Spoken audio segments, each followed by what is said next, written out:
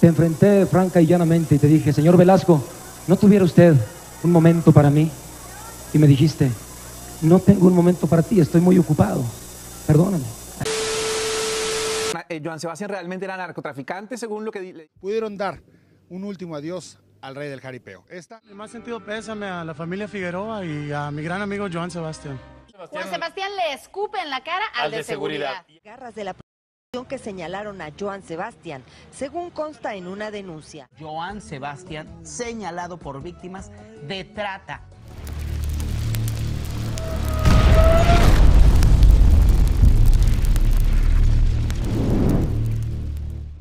José Manuel Figueroa Figueroa nació en Culiantla, municipio de Taxco de Alarcón, en Guerrero, México, el 8 de abril de 1951. Más tarde adoptaría el nombre de Joan Sebastián. Sus padres fueron César Figueroa y María Felicia Figueroa. Entre los hermanos más conocidos están Marcelia y Federico Figueroa, que también es cantante y compositor, y continuó con la tradición musical de la familia. Los hijos de Joan Sebastián son 8. Con Teresa González tuvo 3 hijos. Primero nació el cantante y compositor José Manuel Figueroa, un 15 de mayo de 1975, en Chicago, Estados Unidos. Posteriormente, Juan Sebastián y finalmente Trigo de Jesús, el más chico de la familia Figueroa González.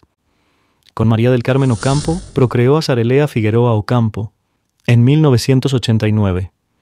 Con la actriz Maribel Guardia, fruto de su relación, nació el actor y cantante Julián Figueroa Fernández, un 2 de mayo de 1995. En 1998 nació Joana Marcelia y posteriormente de Llave, fruto de su matrimonio con su última esposa, Alina Espín. Con Erika Alonso tuvo una hija llamada Juliana Figueroa, que nació en 2003, la hija más pequeña de Joan Sebastián.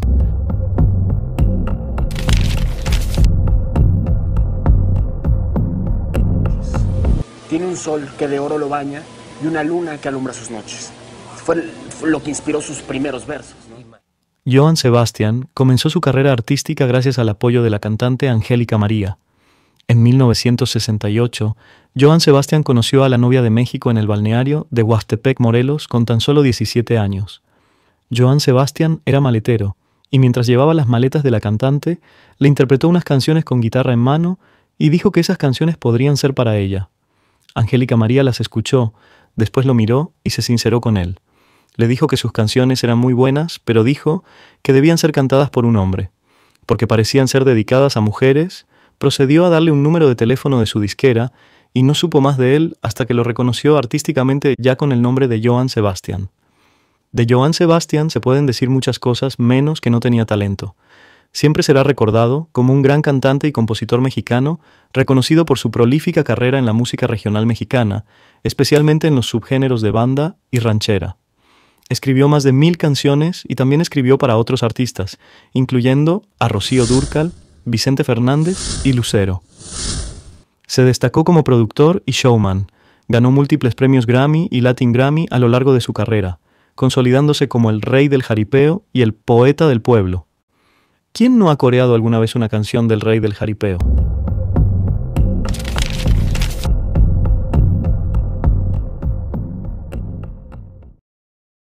Es innegable que su carrera artística es exitosa y no hay manera de decir lo contrario. Lamentablemente, su carrera se vio opacada con los constantes rumores y señalamientos públicos sobre vínculos de Joan Sebastián con personajes del crimen organizado. Estos mitos existieron desde hace años en medios de comunicación relacionando al cantante con fiestas, invitados y protecciones locales.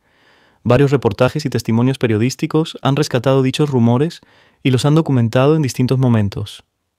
La acusación más difundida recientemente proviene del libro de la periodista de investigación Anabel Hernández llamado Emma y las otras señoras del narcotráfico. En varios capítulos la autora recoge testimonios de fuentes ligadas al mundo del narcotráfico y señala que Joan Sebastián y su hermano Federico Figueroa habrían tenido trato y reuniones con miembros del cártel de los Beltrán Leiva, e incluso que en una finca en Juliantla, en los límites del estado de Morelos y Guerrero, se hicieron encuentros con altos mandos del cártel. Estos pasajes se apoyan en declaraciones de ex-operadores y testigos citados por Hernández. La repercusión mediática del libro fue grande. Medios nacionales e internacionales retomaron las afirmaciones y señalaron que la obra incluye nombres y relatos que vinculan a celebridades con capos y operadores. Algunos pasajes han sido discutidos por fuentes y por personajes aludidos. Anabel Hernández cita, por ejemplo, declaraciones de operadores de cárteles. En sus páginas aparecen testimonios atribuidos a personas que integraron o conocieron la estructura de los Beltrán Leiva. Según Anabel Hernández, esos testimonios relatan reuniones, fiestas y la percepción interna del grupo sobre quiénes colaboraban o asistían. Pero es importante subrayar, son testimonios atribuidos en un libro de investigación, no una sentencia judicial contra el cantante. Recordemos que Anabel Hernández, autora del libro citado, es investigadora especializada en narcotráfico. Sus trabajos relacionan a varias figuras públicas con redes criminales. Fueron el epicentro de la última oleada de cobertura sobre Johann Sebastian. Aunque por supuesto no es lo mismo conocer a grandes líderes de las mafias que hacer negocios con ellos. Son cosas totalmente diferentes.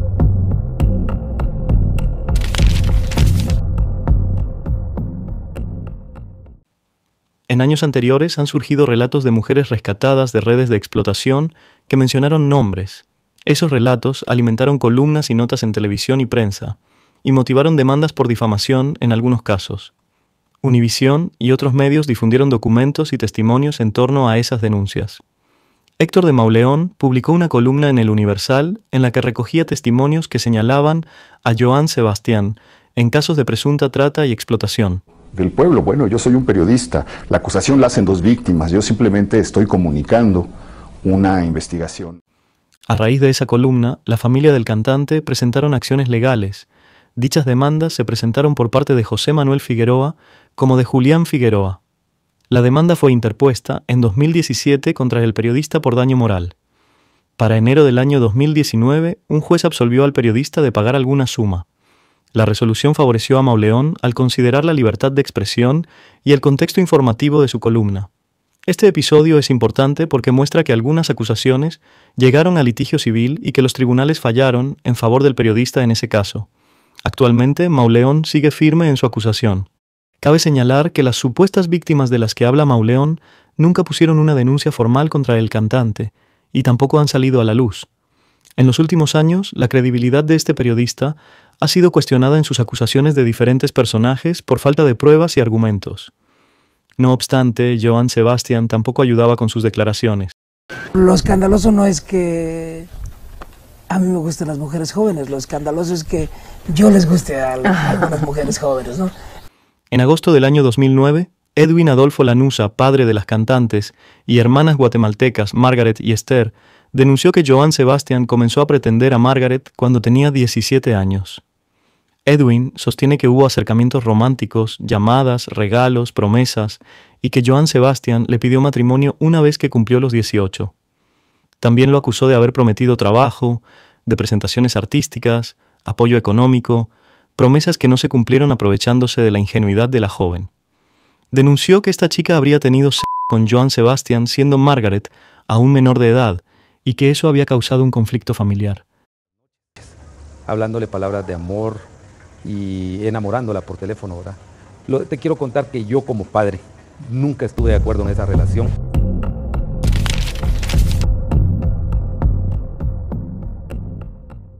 En 1999 fue diagnosticado con cáncer en los huesos.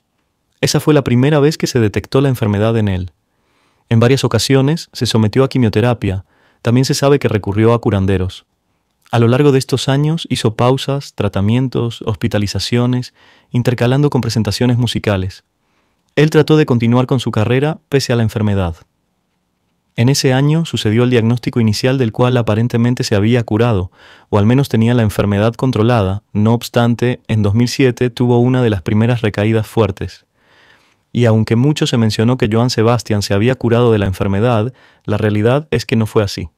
Desgraciadamente, en 2012, después de una aparente tregua, volvió a anunciar que el cáncer había regresado. Pero lo más triste es que para el año 2014 la enfermedad volvió mucho más agresiva. Debido a que la enfermedad estaba muy invasiva, tuvo que reducir algunas actividades. Por ejemplo, anunció que ya no montaría caballos en sus shows, canceló algunos conciertos gracias a su estado de salud. Era la cuarta ocasión en la que enfrentaba la batalla y finalmente la que terminó por acabar con su vida un año después. Johann Sebastian medía cerca de 1,80 centímetros de estatura, pero la enfermedad le hizo perder más de 10 centímetros.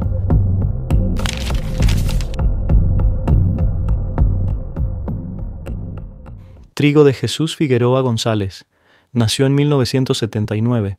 Se desempeñaba como colaborador cercano de su padre, coordinador de seguridad y de viajes en los eventos y conciertos del cantante. ¿Qué fue lo que pasó? El 27 de agosto del año 2006, después de que el rey del jaripeo diera una presentación en la Plaza del Valle en Texas, Estados Unidos.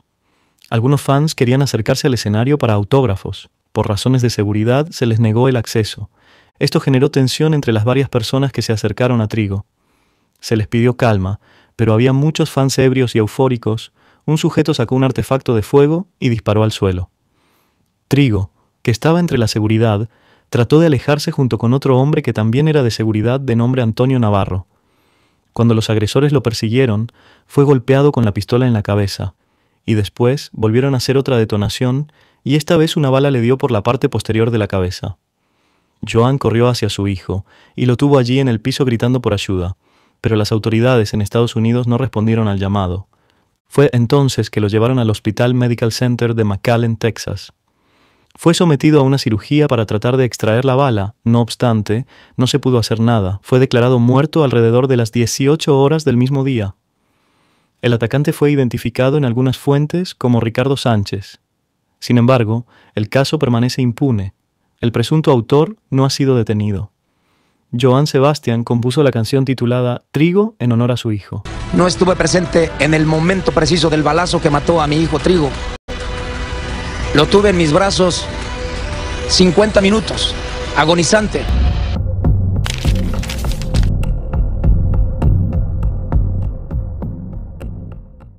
La madrugada del 12 de junio del año 2010, Juan Sebastián Figueroa González se dirige con unos amigos hacia Cuernavaca, con rumbo a un club nocturno en el centro de la ciudad.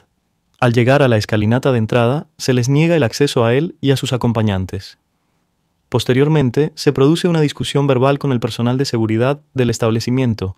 La situación se agrava a tal grado de que llegan a los golpes. En ese momento, uno de los guardias de seguridad desenfunda un artefacto de fuego calibre 9 milímetros para amagar.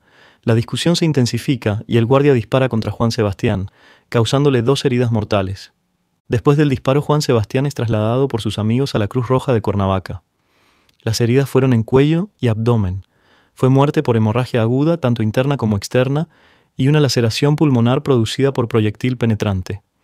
¿Pero quién era el atacante? Javier, el odontólogo y amigo que acompañaba a Juan Sebastián, la madrugada en que fue desvivido, realizó la identificación. Por medio de fotos, no dudó en poner el dedo en el homicida. El agresor fue identificado como Guillermo Vargas. El padre del agresor, también llamado Guillermo Vargas, en algún momento había sido coordinador de la Policía Ministerial del Estado de Morelos. Increíblemente, ambos fueron desvividos en su hogar durante la madrugada, tan solo unas horas después del homicidio de Juan Sebastián. Pero aquí viene algo muy turbio. Mientras Joan Sebastián estaba en pleno funeral de su hijo Juan, 150 soldados del ejército mexicano llegaron al rancho del cantante para catear la propiedad. El cantante, por supuesto, se mostró indignado por la acción de las autoridades. El lunes pasado, mientras yo estaba en luto con mi hijo tendido, 150 elementos del gobierno, es decir, del ejército, llegaron a este rancho para escudriñarlo. Otra versión señala que había sido un ajuste de cuentas.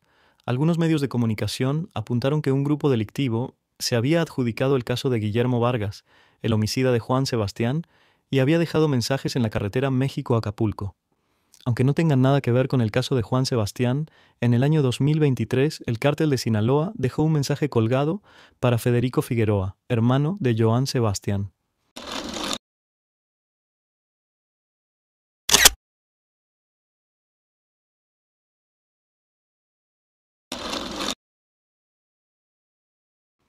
Otro suceso de lo que poco se habló fue que el rancho que Joan Sebastián tenía en Estados Unidos, en el área de McAllen, Edinburgh, Texas, había sido incendiado. Los reportes de prensa coinciden en que el siniestro ocurrió a finales de mayo de 2016 y las autoridades investigaron el incendio como posible vandalismo, destacando que esa propiedad llevaba varios años abandonada, así como otras tantas propiedades del cantante como la Hacienda La Calera, ubicada en la carretera Chapala, en Jalisco. Hacienda que según fuentes perteneció a Porfirio Díaz y Álvaro Obregón.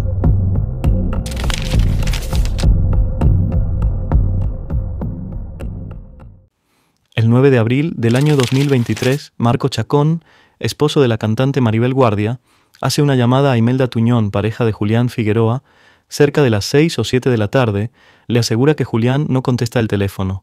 Imelda revisa su habitación, pero ve que Julián está dormido y se lo comunica a Marco, mientras Maribel se encontraba trabajando en el teatro. Para las 8 de la noche, Chacón vuelve a llamar a Imelda y le preguntó si ya había despertado Julián, pero ésta le afirma que aún no. En ese momento, Marco Chacón le pide que lo despierte. Imelda le contesta que no hay reacción. En este punto, la situación se volvió muy tensa. Al entender el nerviosismo de Imelda, Chacón le pide que le ponga un espejo en la boca de Julián, pero tampoco hubo respuesta. Según relata Maribel, cuando se confirmó su muerte, Marco le pidió que no fuera a casa de inmediato, que cenara algo primero, diciéndole que Julián e Imelda habían tenido una discusión. Esa fue una forma de evitar que encontrara a policías y paramédicos en su casa sin estar preparada, porque para las 20 horas había todo tipo de elementos ensuciando la escena. Al tratarse de una figura mediática, había mucho personal que no tenían nada que hacer allí. Maribel Guardia es informada de la muerte de su único hijo por teléfono por su esposo Marco. Maribel llega a casa donde finalmente pudo ver el cuerpo de su hijo en su cuarto. Ella describe que Julián estaba muy quieto, con semblante como dormido, sin señales de violencia. Fue un momento muy doloroso para ella. Como causa médica se diagnosticó que murió de un infarto agudo al miocardio con fibrilación ventricular. No había enfermedades previas, solo había sufrido COVID sin secuelas. Su cuerpo fue trasladado a una funeraria, posteriormente cremado. Se dispuso que el servicio fuera privado, con familiares cercanos. En esta ocasión, Joan Sebastián no estuvo más para soportar la partida de un tercer hijo. Julián Figueroa murió con tan solo 27 años, dejando un hijo, y el resto es historia. La vida de Joan Sebastián ha sido un recorrido de altibajos, de muchos rumores, enfermedades, de muchos pasajes muy dolorosos. Lo cierto es que la mejor forma de recordar al rey del jaripeo es por lo que mejor sabía hacer en vida, por sus canciones. El poeta del pueblo perdió la vida el 13 de julio del año 2015 a los 64 años, víctima de la enfermedad que lo aquejó muchísimo tiempo y que lo agotó física y mentalmente.